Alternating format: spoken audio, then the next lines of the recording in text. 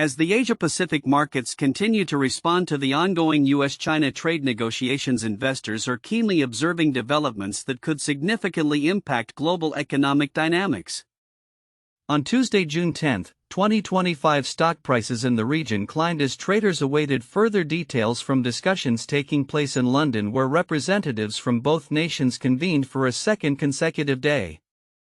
The trade talks kicked off on Monday with a high-level delegation from the U.S., including Treasury Secretary Scott Bessent, Commerce Secretary Howard Lutnick, and U.S. Trade Representative Jamieson Greer, meeting with Chinese officials led by Vice Premier Lifeng.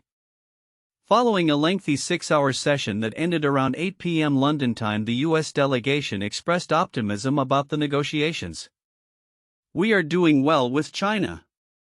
China's not easy," President Donald Trump commented, reflecting a cautious yet hopeful stance on the discussions. Market strategist Christian Floro from Principal Asset Management noted the uncertainty surrounding trade policies, stating that investors should brace for ongoing market volatility.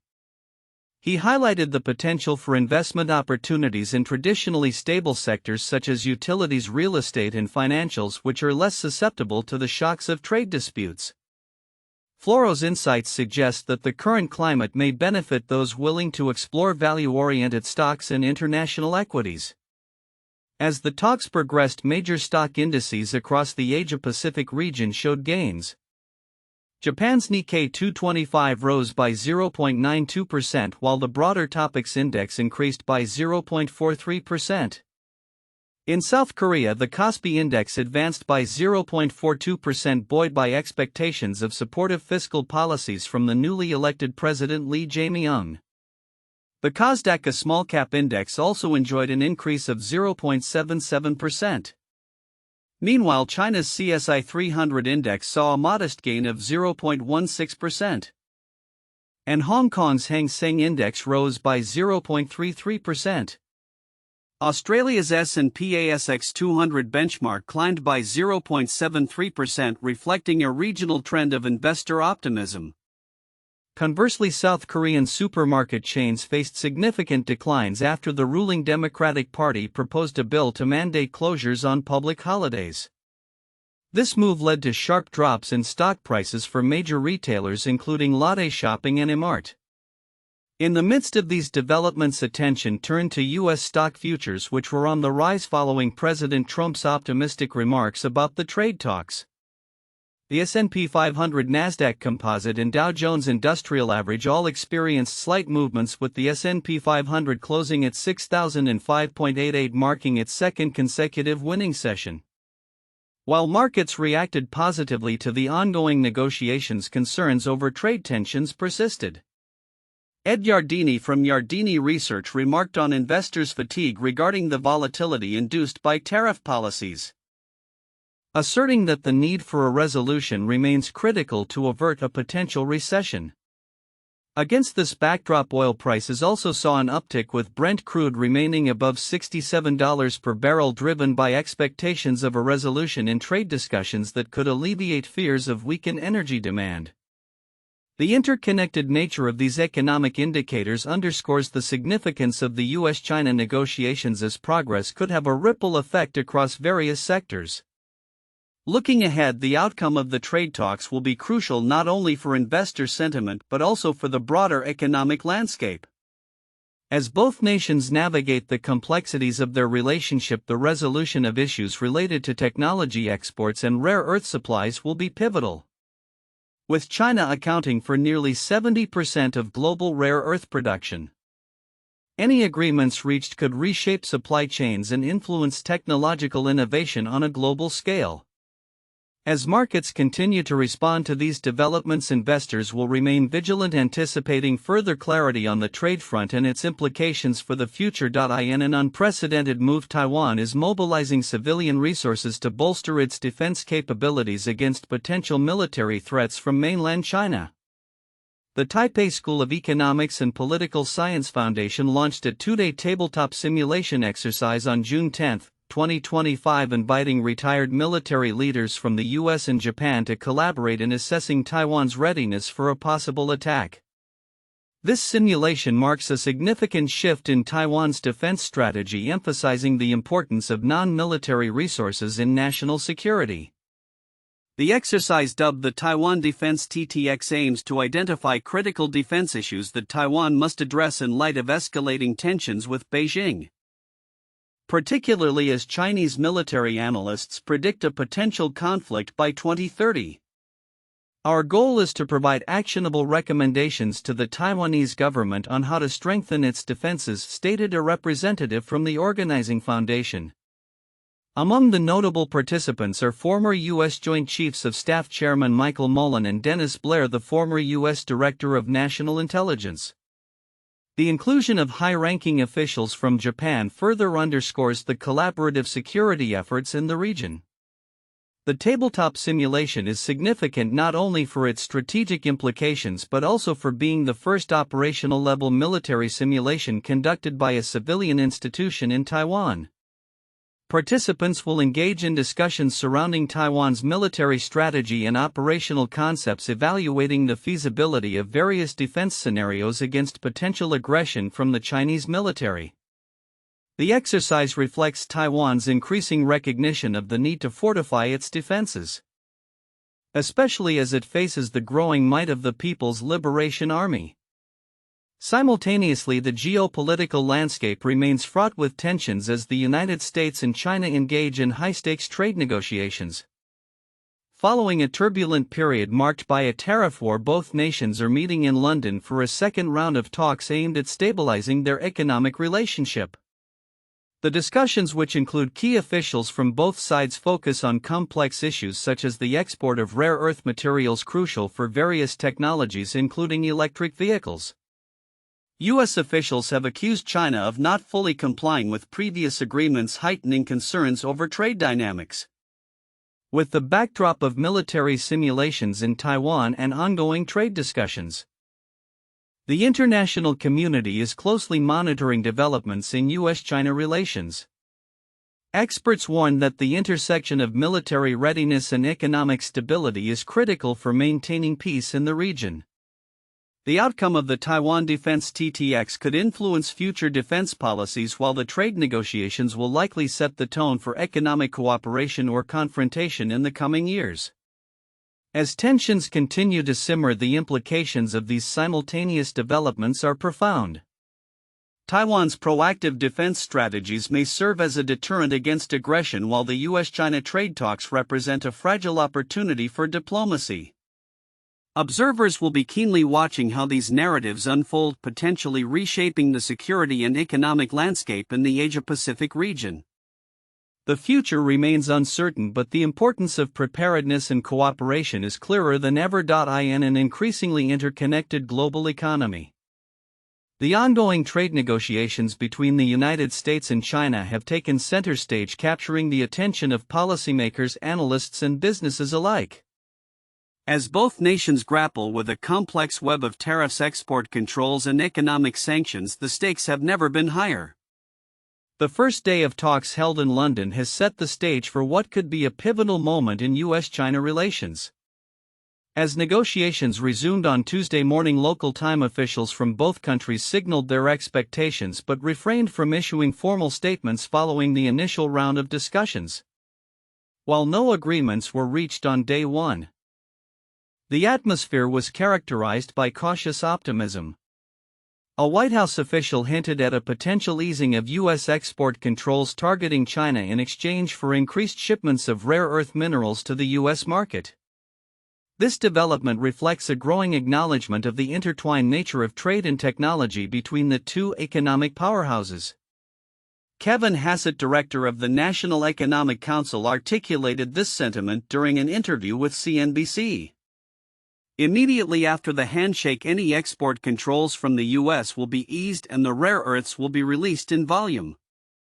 Then we can go back to negotiating smaller matters, he stated, underscoring a willingness to compromise in pursuit of a broader agreement. This approach appears to be in line with directives from President Donald Trump, who reportedly authorized the delegation to negotiate away recent restrictions on the sale of advanced technologies and products to China. The backdrop to these negotiations is a series of U.S. export controls that have targeted critical components such as jet engines, design software for microchip manufacturing, and ethane, a key ingredient in plastic production. The ramifications of these measures have been felt deeply on both sides of the Pacific, with economic indicators suggesting that the trade war is taking a toll on growth. For instance, recent reports indicated a slowdown in Chinese exports and rising deflationary pressures, raising alarms about the potential long-term impacts of prolonged trade tensions.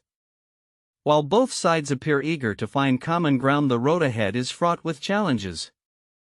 Analysts note that each nation has its own set of cards to play, with the U.S. leveraging its technological edge and China wielding its vast market access. The complexity of these negotiations is further amplified by domestic pressures, as both governments must balance international obligations with the expectations of their respective constituencies. Looking ahead, the second day of talks presents an opportunity for both sides to build on the initial discussions and seek tangible outcomes that could pave the way for a more stable economic relationship. Whether this will lead to a comprehensive resolution or merely a temporary ceasefire remains to be seen. However, the willingness to engage in dialogue marks a significant departure from the acrimony that has characterized U.S. China relations in recent years. As the world watches closely, the unfolding trade negotiations could have far-reaching implications not just for the two nations involved, but for the global economy at large. The outcome of these talks will likely influence trade policies, supply chains, and economic strategies for years to come. In this high-stakes game of diplomacy, every gesture and statement carries weight, hinting at the potential for both cooperation and conflict in the future. Tensions in the Indo-Pacific are escalating as China intensifies its military maneuvers around Taiwan, prompting urgent calls for a robust response from the United States. In a striking address at the 2025 Shangri-La Dialogue, U.S. Secretary of Defense Pete Hegseth warned that a Chinese military takeover of Taiwan could be imminent given the rapid increase in military activity near the island. The situation has reached a point where distinguishing between military exercises and potential real action has become nearly impossible, he stated, reflecting growing concerns among U.S. defense officials. Admiral Samuel Papero, commander of the U.S. Indo-Pacific Command in DOPACOM, echoed these sentiments, highlighting a staggering 300% increase in Chinese military pressure against Taiwan over the past year. He characterized the current posture of the People's Liberation Army (PLA) as stretching their legs in preparation for a possible forced unification with Taiwan by 2027 as mandated by President Xi Jinping. The PLA's activities have included frequent crossings of the median line in the Taiwan Strait, which Taiwan considers its territorial boundary. Data from Taiwan's Ministry of National Defense reveals that such incursions surged from 953 in 2021 to 3070 in 2024. This increase not only poses a direct challenge to Taiwanese sovereignty but also aims to normalize military operations in close proximity to Taiwan, potentially diminishing the island's response capabilities in the event of a conflict. Papero has been clear in asserting that these maneuvers are not mere exercises but dress rehearsals for forced unification. He warned that the operational tempo of the PLA is close to a tipping point where the facade of exercises could disguise imminent military aggression. This shift in military dynamics has created a precarious environment for U.S. strategic interests in the region, highlighting the need for a reassessment of defense readiness. With the PLA's enhanced operational capabilities, U.S. Transportation Command (TRANSCOM) has identified vulnerabilities in its sustainment strategy. The command is currently facing challenges that could hinder the rapid deployment of forces and resources in a crisis. Recent testimony revealed a concerning reduction in the mission-capable rates of critical airlift assets such as the C-5M Super Galaxy, which dropped to 46% in 2024. These logistical constraints, coupled with the PLA's ability to disrupt U.S. military movements, underscore the urgency for the United States to bolster its forward presence in the Indo-Pacific. In response to these challenges, commentators have suggested three strategic initiatives for the U.S. to enhance its deterrence posture. First, increasing military presence in partner nations through existing status of forces agreements (SOFAs) would facilitate a more robust U.S. footprint across the region. This would involve not only expanding troop levels but also enhancing operational capabilities in nations like Japan, Australia, and the Philippines. Second, the U.S. should elevate the tempo of military campaigning in the Indo-Pacific. By conducting regular military activities that demonstrate commitment and readiness, the U.S. can complicate Chinese strategic calculations and reinforce deterrence. Lastly, leveraging the recently renegotiated compacts of free association (COFA) with Pacific nations like Palau and the Marshall Islands can provide the U.S. with critical access points for military operations. Strengthening logistical hubs and operational sites in these locations would enhance the U.S. military's capacity to respond swiftly to aggression in the region. As the PLA modernizes and Xi Jinping continues to express ambitions for reunification with Taiwan, the credibility of U.S. deterrence hinges on the visible presence of capable military forces in the Indo-Pacific. The current geopolitical climate demands a proactive and decisive approach from the United States to ensure that it remains ready to respond to any potential conflict in the Taiwan Strait. With the situation continuously evolving, the U.S. must navigate these complexities with vigilance. Fortifying alliances and preparing for the challenges ahead. In an era where global diplomacy often resembles a high-stakes theatrical performance, recent developments in Sino-French relations and environmental concerns in Southeast Asia underscore the intricate tapestry of international affairs. With the backdrop of the UN Ocean Conference in Nice, Chinese Vice President Han Zhang's meeting with French President Emmanuel Macron signifies a renewed commitment to bilateral cooperation amidst a complex geopolitical landscape. During their discussions, Han emphasized China's willingness to bolster strategic communication and coordination with France. This year marks the 50th anniversary of diplomatic relations between China and the European Union, he stated, highlighting the importance of solidarity and multilateralism in today's challenging global environment. Macron reciprocated, expressing that France views China as a long-term and reliable partner, particularly in addressing shared challenges such as climate change and biodiversity protection. It is vital for France and China as two major countries to maintain close high-level exchanges, he remarked, signaling a desire for deeper economic ties and collaboration on international policies. While diplomatic overtures unfold in Europe, China is also responding to environmental pressures in Southeast Asia, notably concerning pollution in the Mekong River. Recent reports have implicated Chinese mining operations in Myanmar for contributing to severe heavy metal contamination in northern Thailand. In light of these allegations, China's embassy in Thailand has stated that it is closely monitoring the pollution situation and calls for collaborative scientific investigations between Thailand and Myanmar. This response reflects a growing awareness of environmental responsibilities tied to international business operations, emphasizing that Chinese companies overseas must abide by the laws of host countries.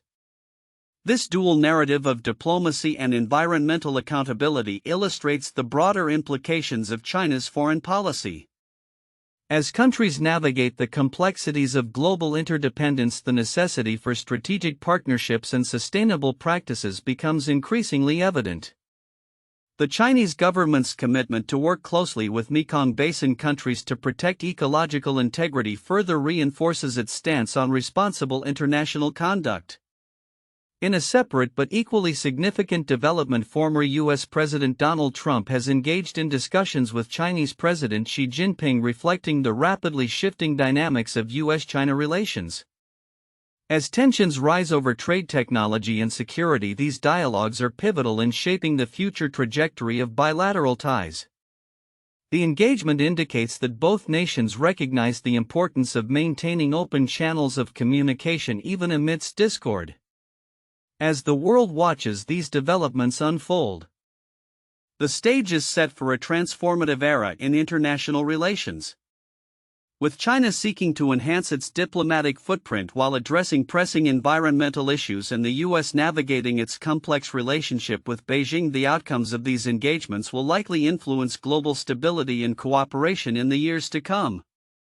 The interplay of diplomacy, environmental stewardship, and strategic partnerships will undoubtedly define the future of international relations, making it imperative for all nations to adapt and respond to the evolving geopolitical landscape.